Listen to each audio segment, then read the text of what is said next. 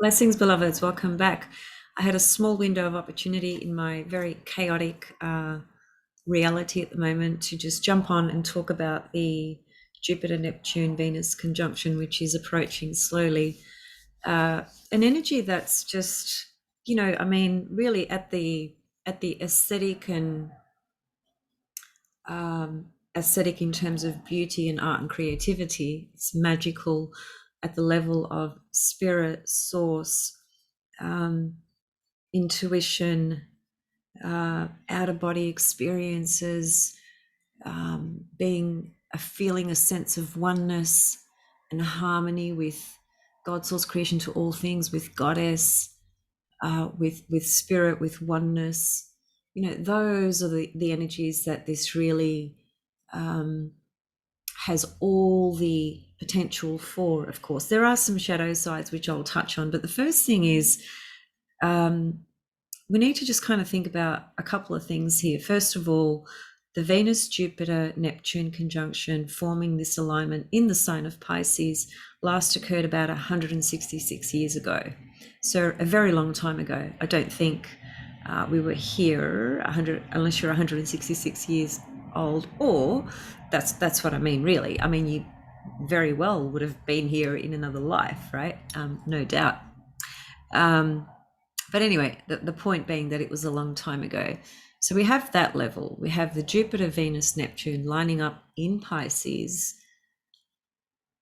which only last occurred, as I said, 166 years ago.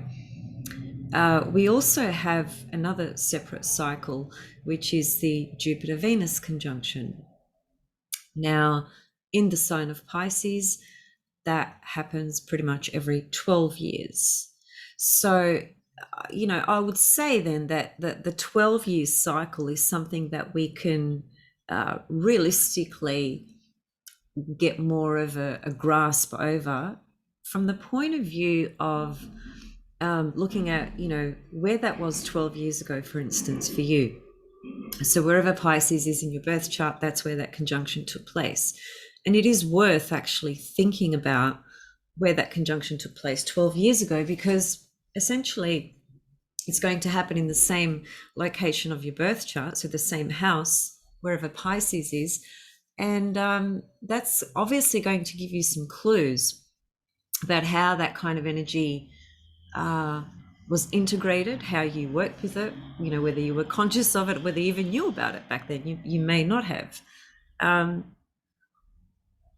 But even if you didn't know about it, even if you weren't studying astrology back then or anything like that, it doesn't matter. You can go back 12 years into your life, just the timeline, and just think about what was going on 12 years ago that would be reflected through Jupiter and Venus forming this conjunction in Pisces. So that's another level. So we've got the longest cycle of Jupiter, Neptune, Venus. We've got the shortest cycle, which is Jupiter's cycle, which is not short, it's 12 years, but it's a shorter cycle in comparison to the longer one. So those are two things. The other thing is, what are the houses that Venus rules in your birth chart? Because they too can come into the picture of what this beautiful conjunction is going to be. And it is a new phase conjunction between Venus and Jupiter. So, it starts off a whole other 12-year cycle relative to Jupiter-Venus. So which houses does Venus rule in your chart, for instance? You could look at the houses that Jupiter rules. Are those planets forming some kind of connection in your own chart as well? That's always important to look at. Do they have an aspect together, for instance? If they do, what is the aspect? Where are they placed natally in your chart? You see, these are all the different levels of assessment, if you like, when you're really trying to build a story and build a picture of, well, what's this conjunction going to mean for me? What is it pointing to? How can I work with this energy?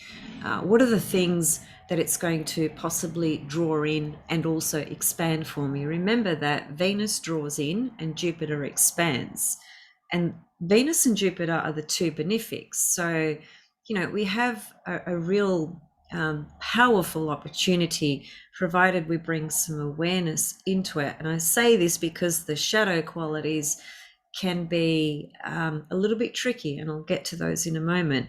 But we have an opportunity here to work with a portal of energy that is present with the two benefics, Jupiter and Venus, where Venus enables us to draw in and Jupiter enables us to expand ourselves, And so whether that's with relative to Jupiter, whether that's with wisdom, faith, education, learning, growing, developing, expanding, your horizons, as it were, because these are all the themes that come in with Jupiter. And of course, with Venus, it's, well, what do you love? Venus is the cosmic heartbeat, and she's a magnetic principle, and she corresponds to the heart as well. She corresponds to love. So, Venus Jupiter is really a powerful portal for stepping into possibilities and opportunities of expansion with the things that we love, and that could be people or things. And when I say things, I mean anything that we love is Venus. Then we have the component of creativity, creative expression or creative journeys, creative development, creative projects. It can be any and all of those things. And of course, relative to relationships, it can be one-on-one personal intimate relationships, and it can also be our friendships, and just also experiencing a sense of generosity. Jupiter is generous. It's also joyful. The jovial one is a Jupiter expression, and Venus is happiness. So you can see there's so many beautiful words that we attribute to these particular energies, because this is essentially their inherent nature. So there's no mention of awkwardness or separation or loss, or because those things don't they're not really what comes up with Jupiter Venus transits. However, having said that, I will say this, that because Jupiter corresponds to faith, religion, beliefs, heaven, the celestial sphere of things, and that sort of thing, Jupiter is also a very important significator when one of our loved ones transcends the world. I've seen that because it's happened to me. It happened when my dad left. Jupiter was extremely prominent in my chart. So yeah, I mean, that's a possibility, but that would be described by a number of different things in your chart. I'm just pointing that out because a lot of people wouldn't think to Jupiter for that kind of experience taking place. I mean, even the Venus star point points to that, and Neptune as well, which is really interesting because here we have Neptune, Jupiter, Venus all lining up. I mean, Neptune dissolves all boundaries and takes us into a transcendent state, embodiment, experience, sensation, out-of-body experiences. The Venus star point can represent people leaving our life as well as coming into our life. And of course, Jupiter is also the planet that corresponds to when somebody leaves their body and they exit the physical, there's a sense of freedom. Okay. I mean, one might argue, well, how do you know that?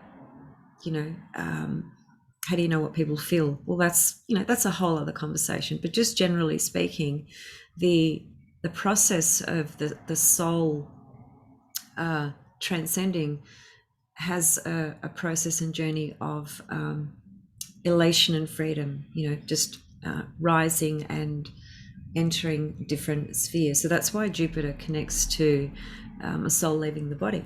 So, I mean, that's a little bit of a different sort of side note, but I just wanted to bring that in because, as I said, a lot of people might not consider that in that way. So again, what does Venus rule in your chart? Where is the Venus, Jupiter, Neptune conjunction taking place? Consider the Venus Jupiter conjunction, which is a 12-year cycle. Think back to what happened 12 years ago. Where is Venus and Jupiter located in your birth chart? What sort of aspect do they have together? Another thing you could also add to that list is what profected house are you in at the moment or about to step into? Yeah, not really at the well. It could sort of, yeah, it could run either way. So it is good to have a look at which house you're in at the moment, and if you are, coming up to a solar return soon, what house are you about to step into, etc. Because if Venus is the ruler of your profected house, so now I'm speaking to the method of annual profections. If Venus is the ruler to that house, then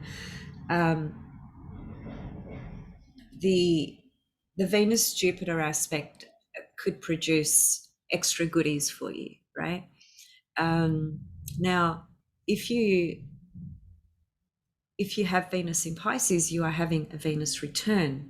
So that's another thing to keep in mind as well. If you're not having a Venus return, but Venus rules your profected house at the moment, then this Jupiter, Neptune, Venus coming together is going to be very important.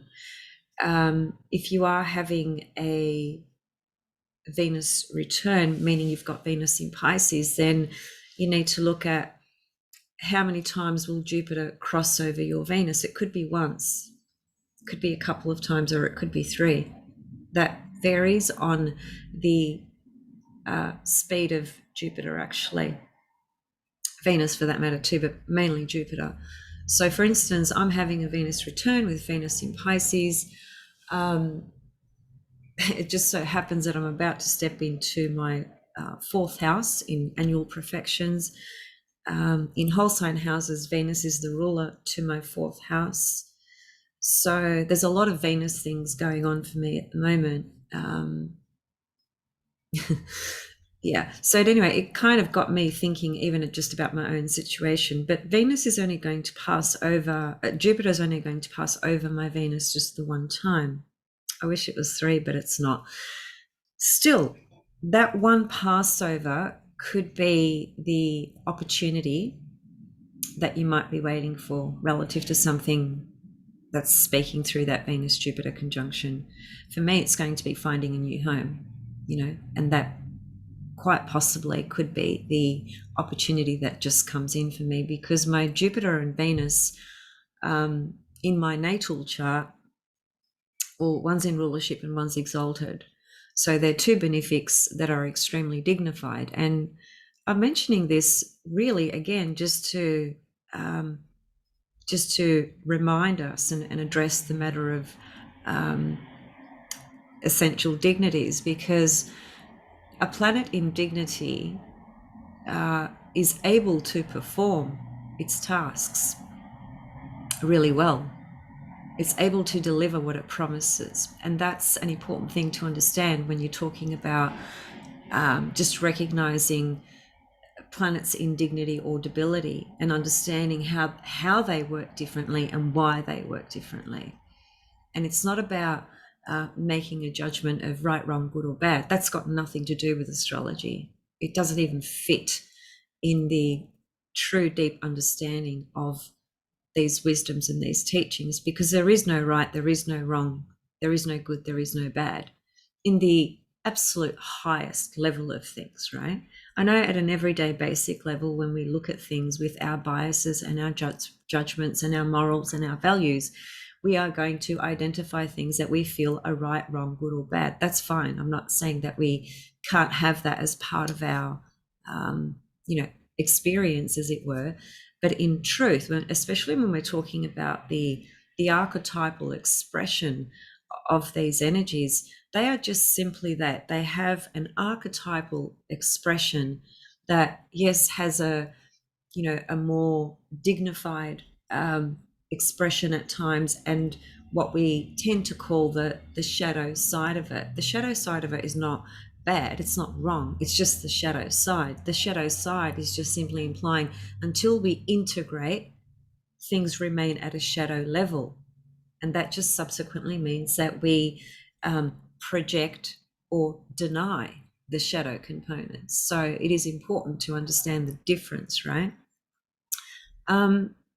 So yeah, if you're having a Venus return because you have Venus in Pisces, this could be a really powerful door that opens for you around Venus Jupiter things and wherever the conjunction is occurring in your chart. If you're in a perfected house that's ruled by Venus, this will be a really important transit as well, because when it comes to perfected houses, annual perfections, whatever house you are in, even if you have nothing in that house, which often is the case, you need to look at the ruler of that house. So if it's Venus, then what transits does Venus have in that year that you are in, that year of the perfected house ruled by Venus, right? Because that's going to be very important. Any aspect that Venus is getting through that 12-month period is important to pay attention to. That includes eclipses and things like that as well that might be happening to Venus, for instance, if that was the case. So there's a few layers there of unpacking, fleshing out and unpacking and creating the field of possibilities of what these energies speak to. Here are some comments about Venus Jupiter. So feelings of grand happiness and enjoyment, positive and supportive relationships, a gorgeous and expensive beauty, impressive taste and style, the glory of love, tendencies toward rich living and indulgence, ambition and snobbery, friendliness, a gaudy and overblown aesthetic, habitual laziness and passivity. So I'm reading out of this book here, The Archetypal Universe by Ren Butler again. I just think he's got some great comments in the sections of planetary pairs. So I keep going back to this book. I would have to agree with those comments that, I just shared with you guys. And I guess that's the side of Venus and Jupiter that you get to see, because it's just, think about it like this. When life is really easy and really comfortable, we get lazy. We become complacent. Not always, but it's very possible. We can become complacent, lazy, and just sort of take things for granted because everything's kind of cushy and comfortable. You don't have any wedges kind of, pushing you out and throwing you off this and throwing you off that and, spinning your world out of control, which is what feels like it's happening to me at the moment. So yeah, the Venus Jupiter, because it is about enjoyment and pleasure, and Jupiter can be very lazy, then those are some of the shadow things that can come up. But realistically, they're not. It's not like they're life-threatening things. It's just pointing to, people might just get a little bit sort of complacent with things and sort of take things for granted, and that's neither here nor there. That happens, when we are in extreme comfort, as it were. But once you get Pluto, Uranus, Saturn stuff coming through, then that comfortability you had, say bye-bye to it. Okay, some further themes: expansive feelings of happiness and friendliness, harmony and accord, popularity and likability. So Venus will definitely be associated to popularity, drawing people in, drawing things to you. Venus is the magnetic principle. She draws and attracts what she desires. And if she's in, a strong position, and even when she's in detriment or fall, she's still going to draw things in, but there's going to be some challenging shadow stuff that would need to be integrated, right? For lack of a better word. But yeah, Venus is like genuinely from your heart feeling a connection to something or someone that you are really drawn to, that you really like, or that you really love, and you feel there's an attraction, there's a resonance, there's a vibration, being exchanged. And it's also because of the popularity aspect of Venus. She shines her radiance of love, beauty, and harmony upon you, which in turn you radiate that energy around you, let's say, externally. And so, people feel that from you. And what does that do? It draws people in. You get noticed, people pay attention to you, you become more popular. That's kind of what it is referring to relative to popularity.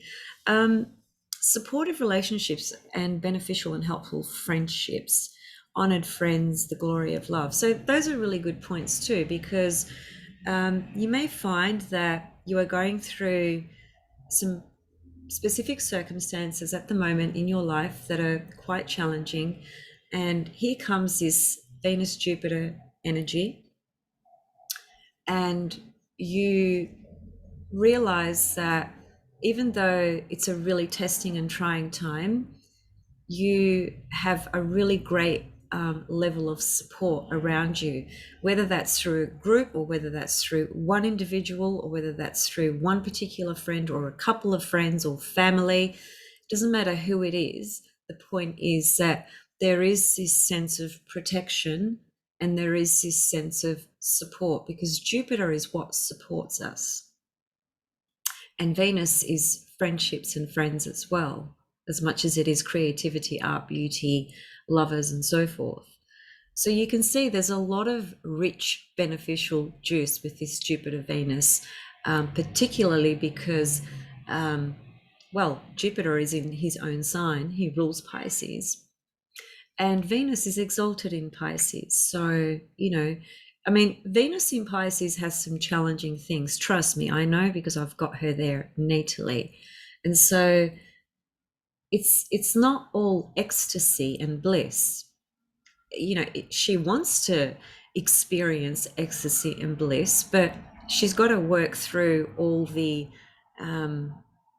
ideals which create disappointments and disillusionment relative to perhaps certain perceptions, or projecting the ideal onto a personal situation. The ideal is the ideal. The ideal is somewhere in our imagination. It is activated, through what we long for or what we desire or what pleases us. But it doesn't necessarily follow that we can attain that. We may or we may not. And we certainly, in from my understanding and life experience, it's not healthy for us to put huge idealistic expectations on other people from the point of view of what we want from them. The Venus in Pisces takes you into that transcendent field of ideals and dreams and fantasy and ecstasy and bliss. And there can be pockets and moments and passageways and embodiments and experiences of that sort of thing through life. And I can tell you now firsthand, I've had a lot of that at different times. I've also had the disappointment and the disillusionment. That's the side of Venus in Pisces that can be a little bit tricky. And I think further to that, that's if I was to say, here's one precaution that would be really worth noting and paying attention to with this Venus, Jupiter, Neptune, it would be connected to everything I just said. And that is that whilst there's this extraordinary field for opportunity and blessings and abundance and dreams and expansion and support and things like that, it's it's going to also be really important to kind of not get too lost in the dream and the fantasy and the ideal and the bliss, the ecstasy of what might be triggered and activated internally. Because once we project that onto someone or something, there is nothing that says that that thing or that person can, will, or has to meet what we've projected onto it. And so, therefore, it becomes our responsibility to keep a level head and to keep a realistic perspective on the goodies and the beauty and the bliss of things that might be within our reach during this time. So, a balance is required, a realistic balance of, yes, an openness to the possibilities of all these beautiful things that Venus, Jupiter, and Neptune can potentially activate, enable us to embody, manifest in certain ways, experience, dream about, and so forth.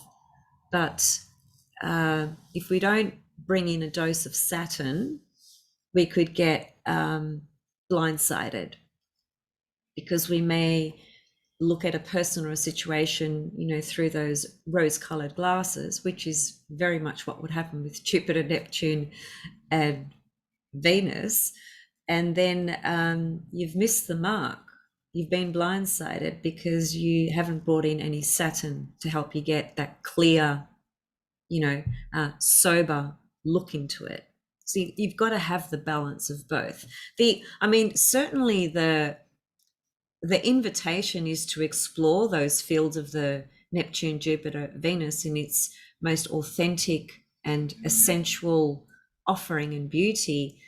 But we must also do that with some Saturn there, or we'll just get completely blindsided. So those are just some of the thoughts that I think are worth considering about this spectacular triple conjunction that's coming up, that can bring about some pretty amazing opportunities and pretty amazing gifts.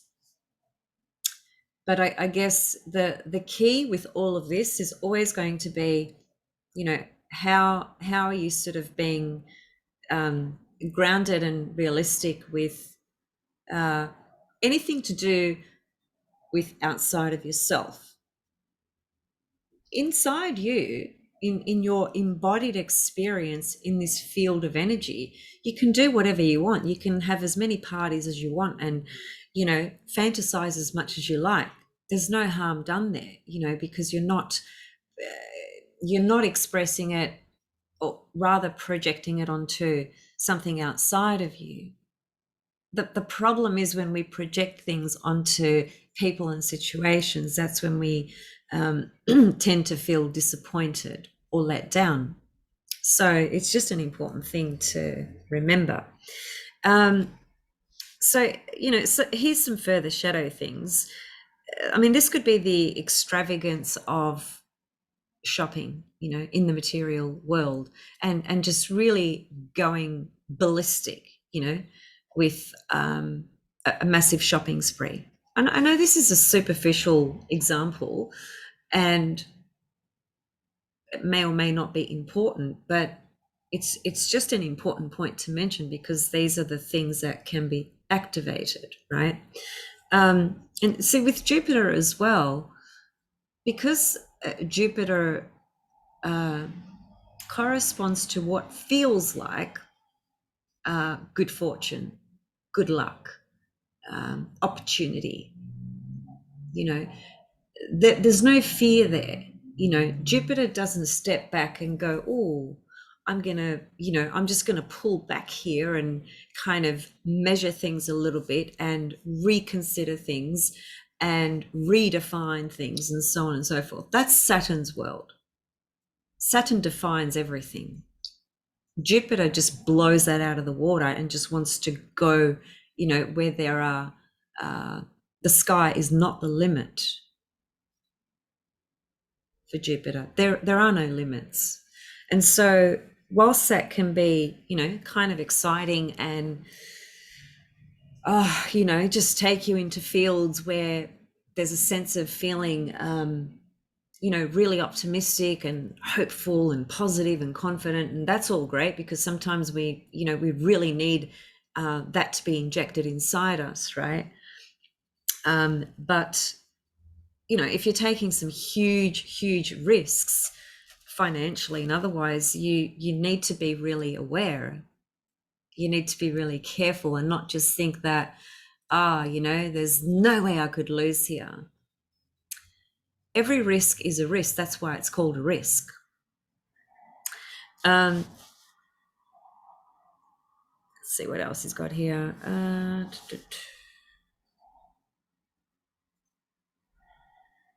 Yeah, won't worry about that.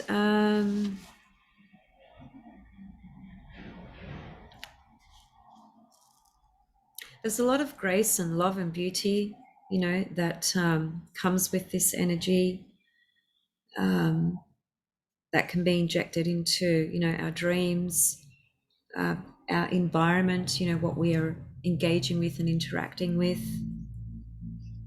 I mean, think about if you were sitting in a room and it was Neptune, Jupiter, and Venus in this room, no one else, just Jupiter, Neptune, and Venus, and they were all in Pisces. And you were having a dinner for them. Imagine how those three would be interacting. Imagine that energy. Imagine Jupiter would be sitting on the couch, with big bottle of wine and big glass and wanting to probably be fed.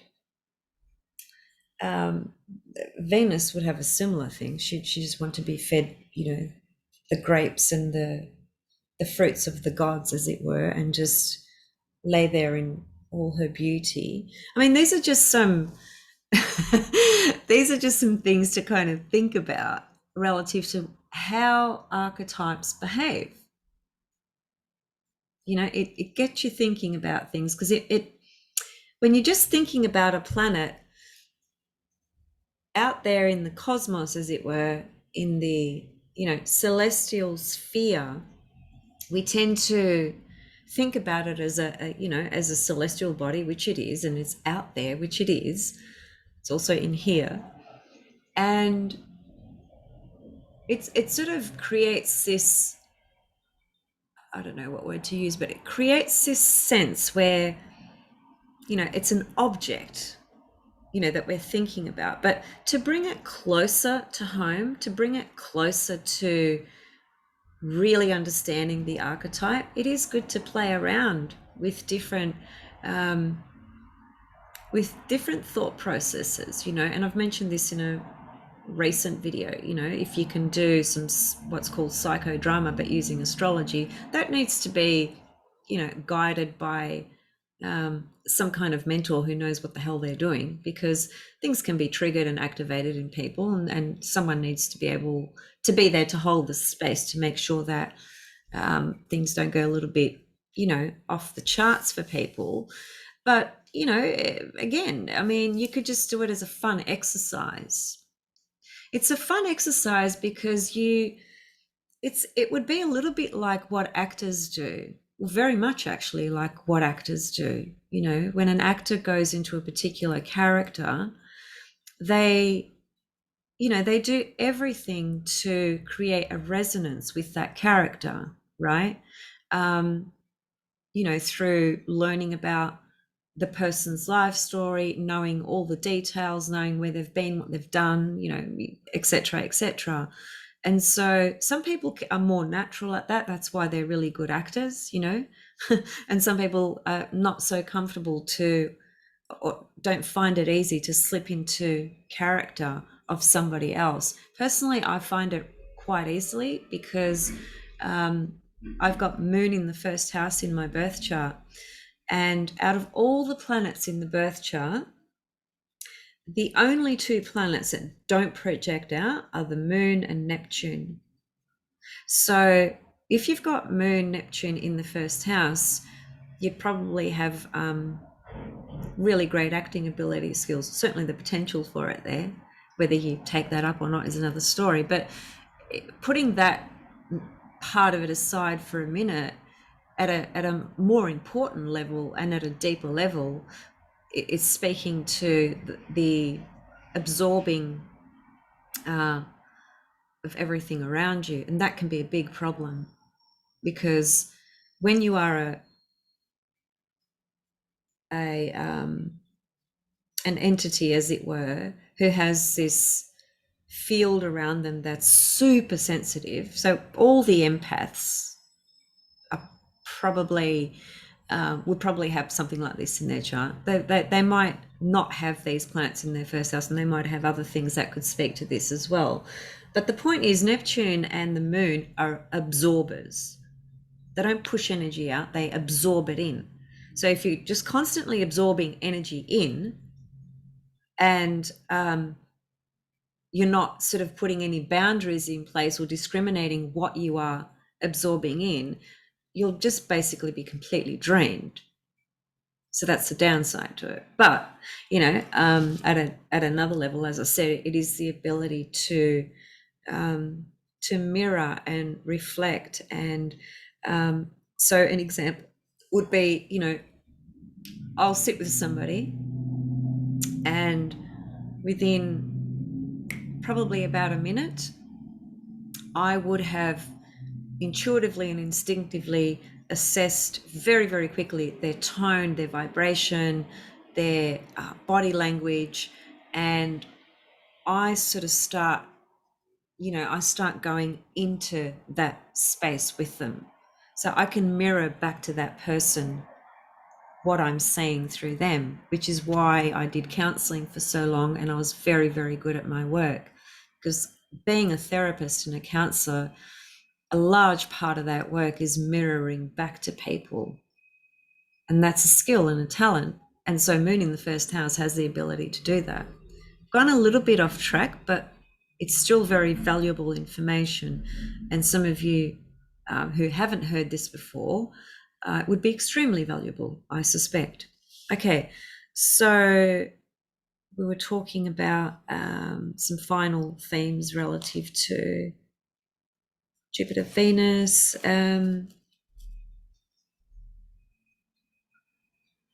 music,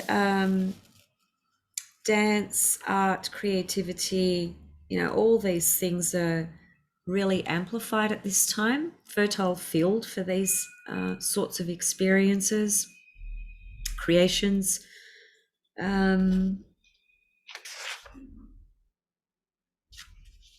Yeah, that's more or less it. I have to get going actually, because I've been on here a lot longer than I thought. But just before I do go, just a couple of final comments. So, okay. So this is, well, yesterday's chart actually.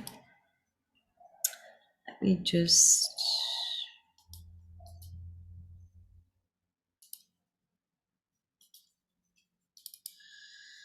So there was a Venus-Moon conjunction last night, a few hours ago. That speaks to that journey that the Venus star point makes relative to the Inanna myth, which is going into the seven spheres. And so the aspects that Venus makes with the moon correspond to the seven chakras. And I believe at the moment, this position is speaking to the throat chakra. That's a separate thing, but I just wanted to mention it for those that are aware of that particular journey with Venus as the star point. And Venus is going to enter Pisces. Let's just have a look at that. It's not far away at all. So it'll be in the evening sometime on the 5th of April. So 4th of April for many of you who are in the Northern Hemisphere. That's when Venus begins her journey. And I'm saying late because, as you can see, she's 29.5 degrees here of Aquarius. So by the evening, she will be in Pisces. Okay, so it'll be late in the evening sometime. Let's just get her there to show her in her sign. Okay, so well, it's actually a bit later than I thought. Round about here. So 5th of April for Northern Hemisphere, 6th of April for Southern Hemisphere, but it's just, a couple of hours after midnight, basically. All right, so that's Venus ingressing into Pisces, and she will start working her way towards the Jupiter-Neptune conjunction. I'll just show you what that looks like, over the course of the month of April, because I believe it's about the 19th of April where she's close enough to be within range. Now, at the moment, Jupiter and Neptune already together. That energy has already opened. I've talked about that in a separate video, just those two planets alone. So perhaps visit that video if you want more on Jupiter and Neptune. I think it's the second last video I did. Let me see.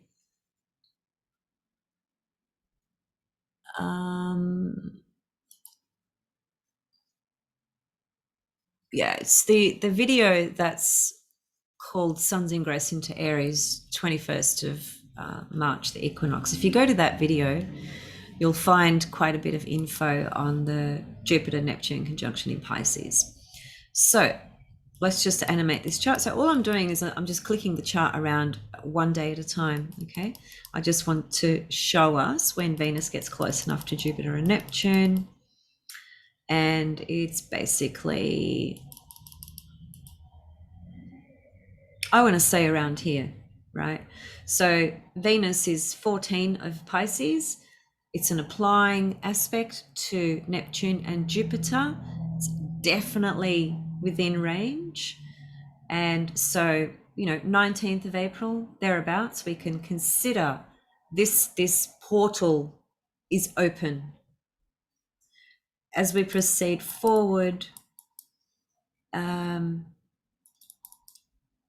exact conjunction between Venus and Neptune occurs around about the 28th of April. See, I mean, we can talk about Venus Neptune, Jupiter Neptune, Venus Jupiter. But the fact of the matter is that all these energies are lining up together. So I don't think we can really separate them. They're all working together. Even when Venus just entered Pisces, at the beginning of April, she's in Pisces. So she's already entered that field where she's making her way to Jupiter and Neptune. She's already within that zone. In Vedic astrology, planets can be 30 degrees apart and they're conjunct each other. And that makes sense to me because once, in this example, Venus gets into Pisces, she's entered that field, Obviously, there's going to be a build-up. There's a build-up and there's a climax and then there's a separating, which is basically the applying conjunction, the middle part, right? If it's a three-time aspect. And then the last aspect, which is the final curtain to that story of whatever that either triple conjunction or conjunction meant. And as it's separating, even while it's separating, the energy is still prominent. As I said in my previous video, Uranus did the final square to my moon about 2.5-3 weeks ago, and I didn't hear about the news relative to my home till about a week ago.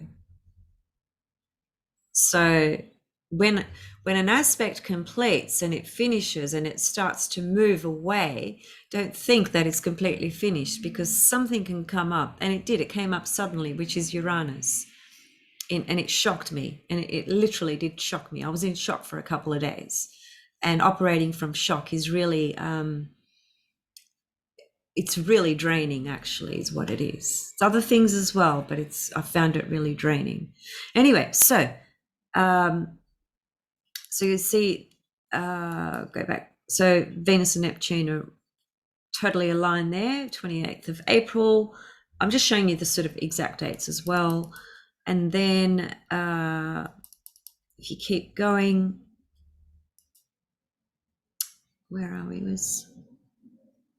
I've gone a bit too far there. So